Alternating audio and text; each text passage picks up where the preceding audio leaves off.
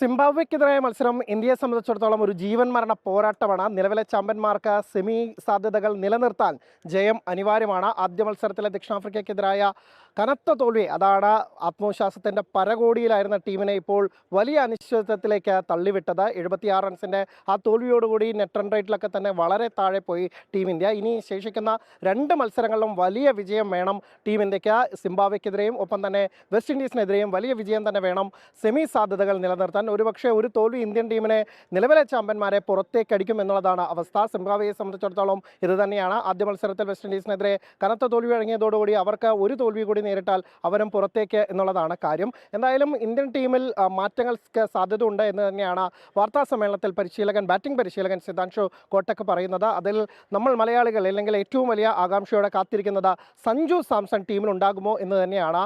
ഇടംകയ്യന്മാർ ആദ്യ ടോപ്പ് 3 ഇടംകയ്യന്മാർ വരുന്നത് തന്നെ എതിരാളികൾ അതിന് മറുതന്ത്രമൊരുക്കുകയും അതിന് കൃത്യമായി അവരെ പുറത്താക്കുകയും ഒക്കെ തന്നെ ചെയ്തിരുന്നു. പകരം സഞ്ജുവിനെ കൊണ്ടുവന്ന ഒരു റൈറ്റ് ചോയ്സായി സഞ്ജു വരുമോ എന്ന് തന്നെയാണ് ആകാംക്ഷ. അതിൻ്റെ സൂചനകൾ തന്നെയാണ് വരുന്നത്. സഞ്ജു കഴിഞ്ഞ ദിവസത്തെ പ്രാക്ടീസ് സെഷനിൽ ദീർഘനേരം ബാറ്റ് ചെയ്തിരുന്നു. അപ്പോൾ അതിൻ്റെ ഒരു സാധ്യത നമ്മൾ മനസ്സിലാക്കുന്നത് നമുക്ക് സഞ്ജു ടീമിലുണ്ടാകും എന്ന് തന്നെയാണ്. ഒപ്പം തന്നെ അക്സർ പട്ടേലിനെയും ടീമിലേക്ക് വരാൻ സാധ്യതയുണ്ടായിരുന്നു. ഇന്ന് ഓപ്ഷണൽ പ്രാക്ടീസ് ആയിരുന്നു. അതുകൊണ്ട് തന്നെ കഴിഞ്ഞ മത്സരങ്ങളിലൊന്നും തിളങ്ങാതിരുന്ന തിലക് വർമ്മയും ഒപ്പം തന്നെ വരുൺ ചക്രവർത്തി 1-ാം നമ്പർ ബൗളർ അദ്ദേഹവും മാത്രമാണ് പരിശീലനത്തിന് ഉണ്ടായിരുന്നത്. എന്തായാലും ഇന്ത്യൻ ടീം ഉറച്ച വിശ്വാസത്തിലാണ്. വലിയ മാർജിനിൽ തന്നെ ജയിച്ച സെമി സാധ്യതകൾ സജീവമാക്കാൻ തന്നെയാണ് ഇറങ്ങിയിരിക്കുന്നത്. ചെന്നൈ ചെപ്പോക്ക് സ്റ്റേഡിയത്തിൽ നിന്ന് ശ്രീകാന്തിനൊപ്പം അനിൽ വാസുദേവ്, 24.